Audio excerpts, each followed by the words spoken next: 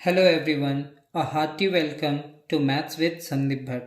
मैं हूं संदीप और आज हम एक टॉपिक को एक्सप्लोर करेंगे जो बीएससी मैथमेटिक्स और बीटेक का भी हिस्सा है। इस टॉपिक का नाम सक्सेसिव डिफरेंशिएशन है।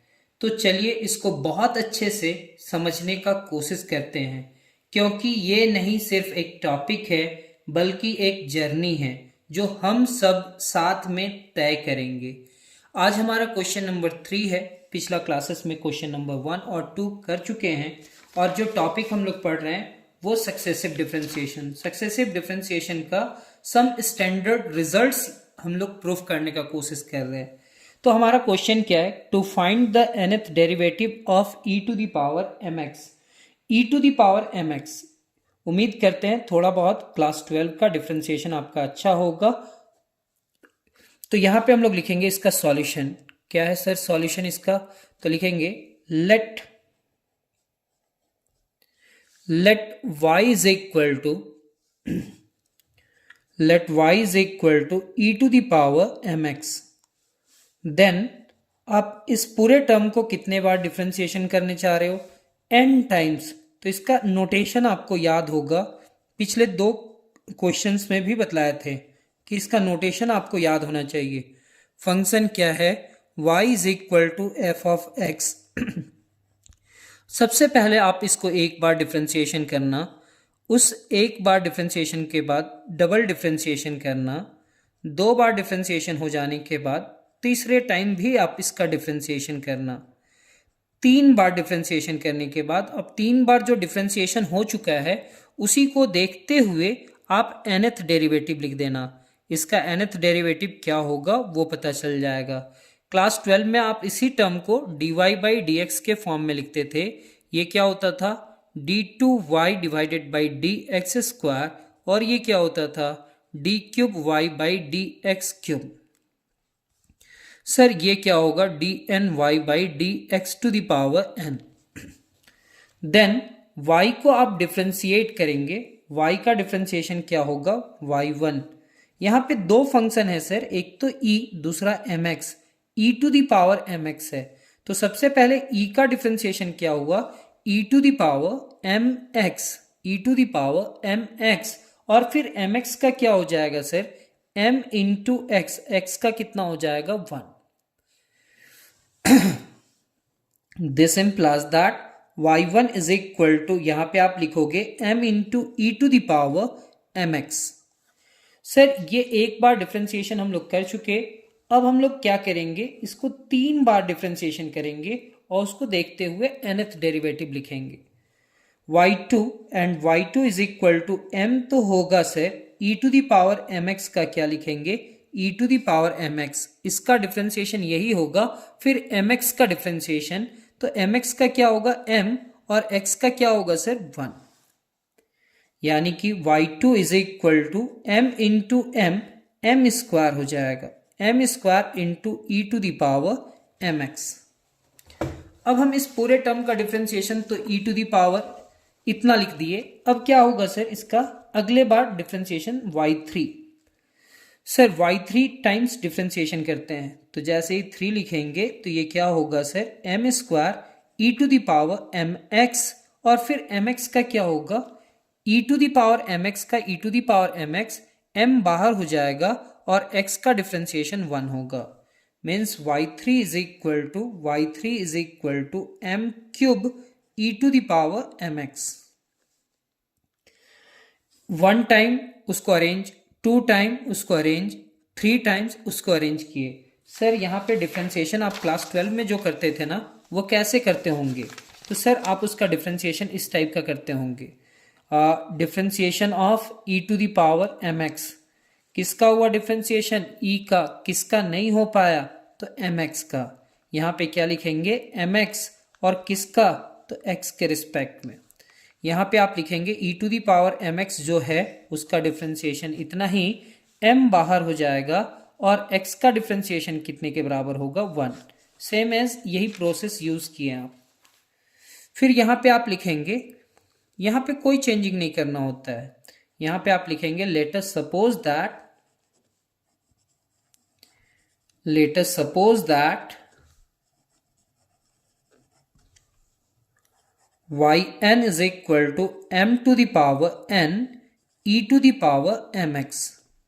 क्योंकि 3 के जगह पे रिप्लेस किए n, तो यहां पे भी जहां पे 3 है वहां पे क्या रिप्लेस करके लिख दिए n।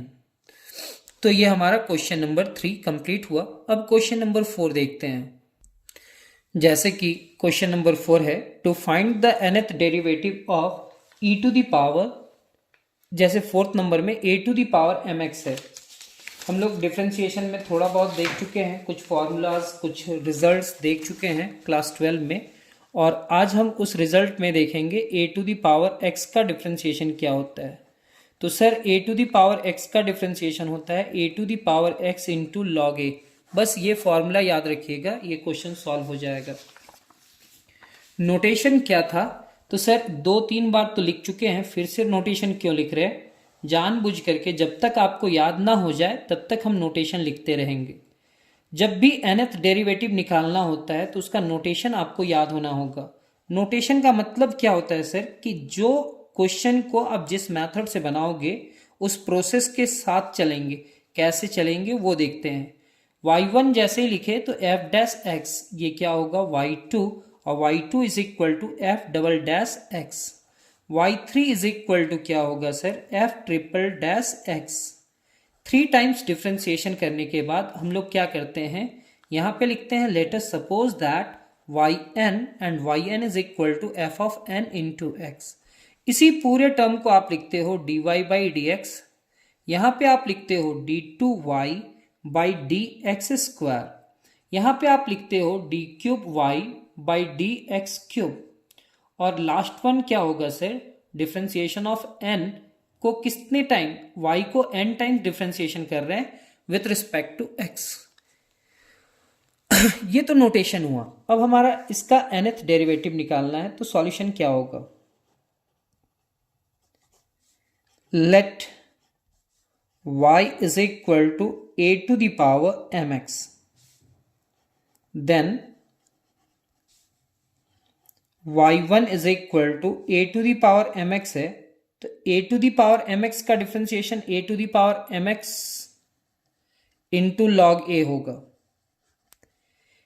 a to the power mx का a to the power mx into log a होगा, और फिर mx का क्या होगा, तो सर m बाहर होगा और x का डिफरेंशिएशन 1 हो जाएगा। मीन्स यहां पे अरेंज करेंगे y1 is equal to m, पहले लिखेंगे, फिर लिखेंगे log a, और फिर a to the power mx। एक चीज और समझ लीजिए ना, 4x square plus 7x plus 8, तो सर ये 4, 7 और 8 सारे नंबर्स हैं, लेकिन सर 4 और 7 को कॉफिशिएंट कहेंगे। क्या कहेंगे, कॉफिशिएंट, क्योंकि इसके बगल में क्या है, वेरिएबल है। क्या है, वेरिएबल। और ये 8 को कहेंगे सर कांस्टेंट, इस 8 को क्या कहेंगे, कांस्टेंट, क्योंकि इसके साथ कोई भी वेरिएबल नहीं है सर, इसको कॉफिशिएंट कहेंगे और इसको क्या कहेंगे, कांस्टेंट। तो y1 हो गया। अब y1 के बाद डिफरेंशिएशन करेंगे सर y2, y3, 3 बार डिफरेंशिएशन करेंगे, तो ये नंबर ही होगा, लेकिन नंबर को क्या कहेंगे, coefficient.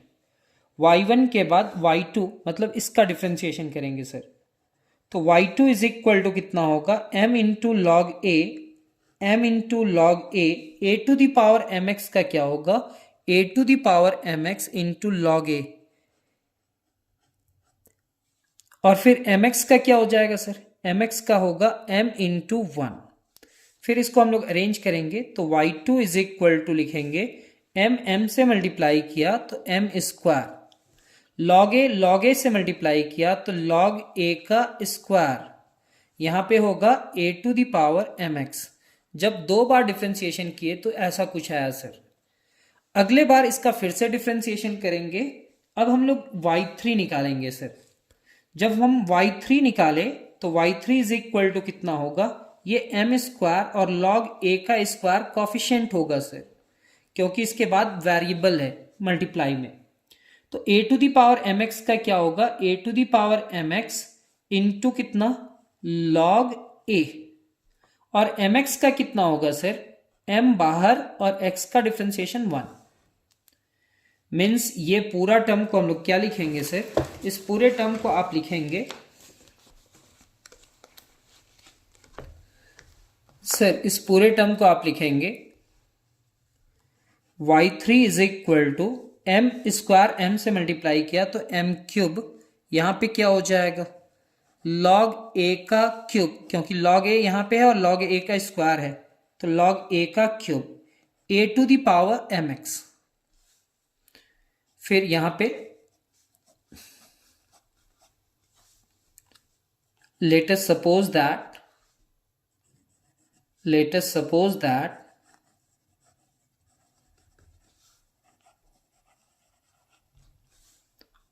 yn is equal to m to the power n into log a to the power n, क्योंकि जहां जहां 3 है वहां पे n होगा और ये a to the power mx हो जाएगा। a to the power कितना हो जाएगा mx। जैसे कि आप लोग जानते हैं कि आज का मेरा टारगेट कंप्लीट हुआ, तो बहुत अच्छा, आपने आज की क्लासेस पूरी की।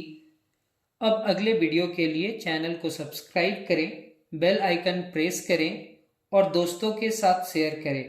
अगले वीडियो में मिलते हैं, तब तक के लिए अपना ख्याल रखें। धन्यवाद। जय हिंद।